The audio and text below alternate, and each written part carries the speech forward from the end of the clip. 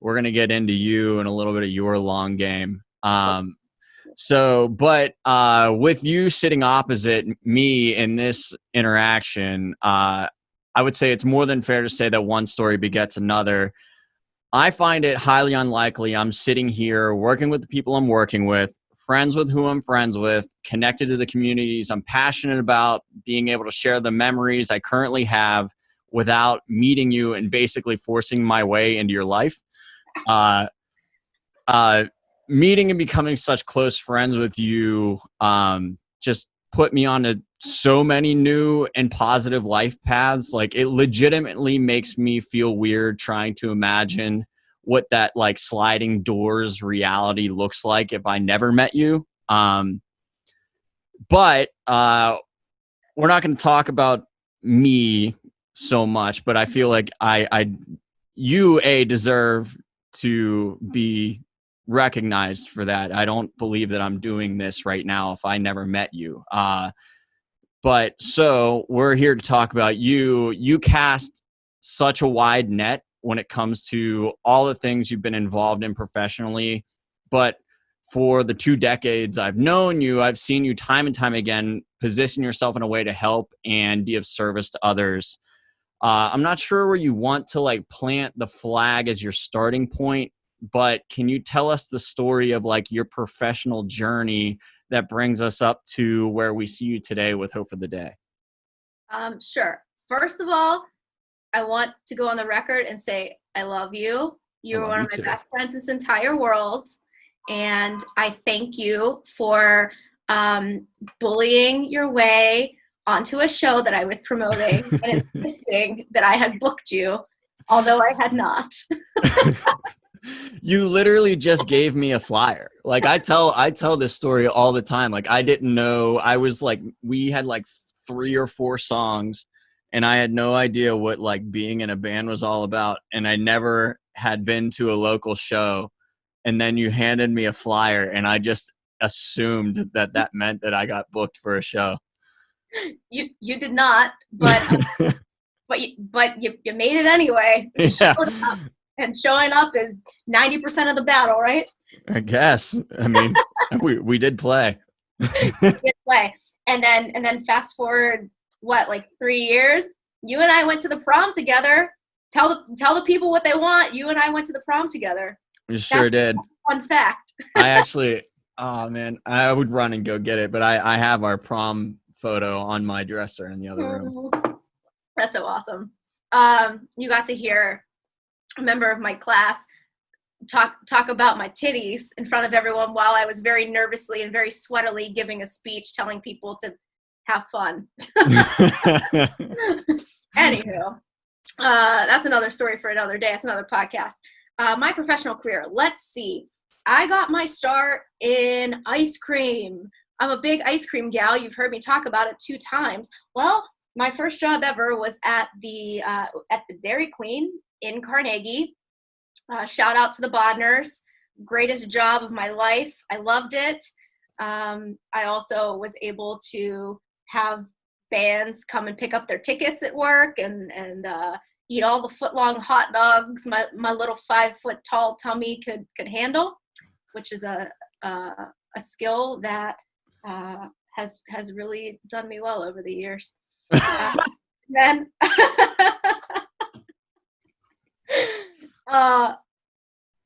yeah, so I worked at Cold Stone for a bit when I moved to Boston for college, and then I started working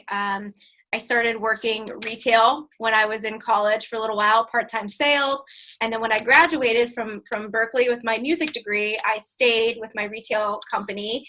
I went full-time, and then I moved to Atlantic City, New Jersey, and I worked sales there for a bit.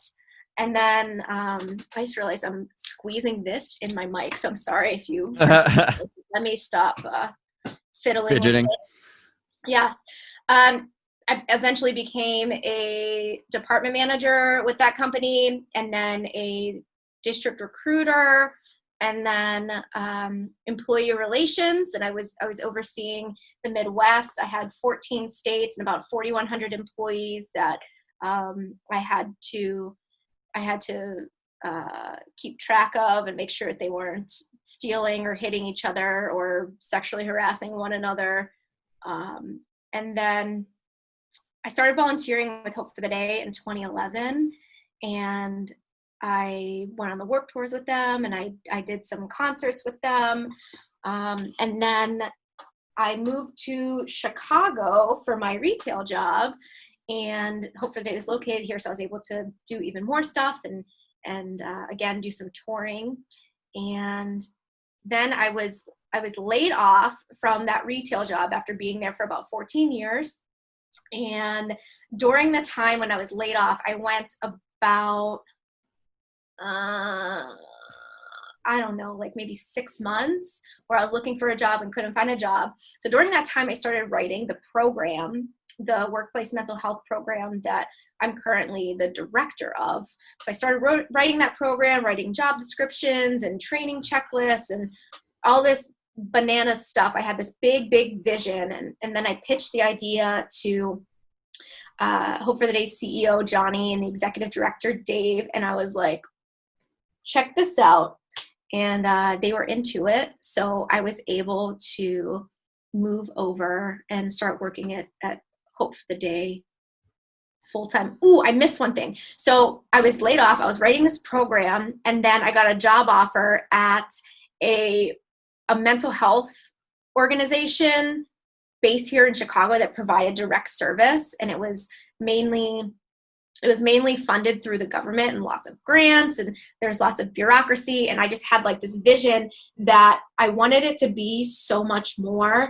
And I felt really stifled by all the government bureaucracy and just like, okay, where's the money going? Well, why are these people doing this? Why this? Why that?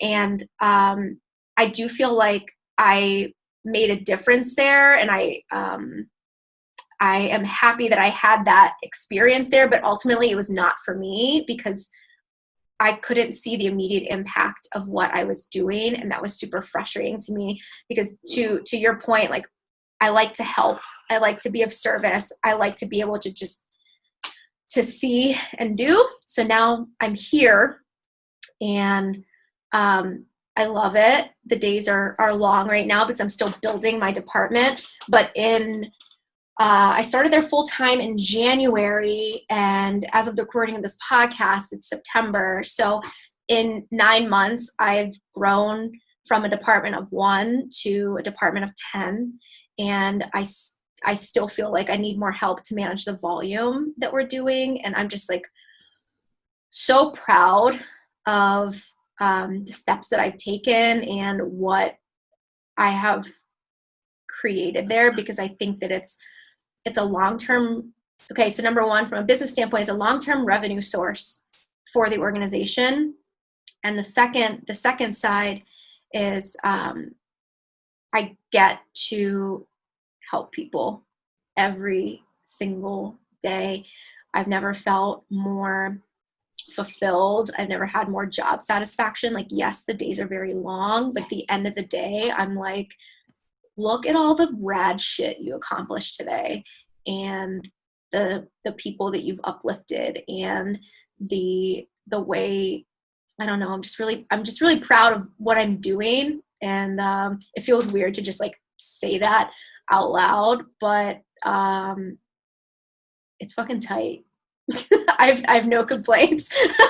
Well, so that's kind of been like the interesting thing about this pivot that I've kind of taken the podcast with, this like talking about the professional journeys that people take, whether or not they are just like a creative, or they're a pure entrepreneur, or there's someone like you that like got swallowed into an actual organization. But like, truthfully, like, you are more of a pure entrepreneur than you are like a company person. Like, for you to basically come, like, you basically came to an organization with like a department under your arm, and you're like, I'm willing to grow you.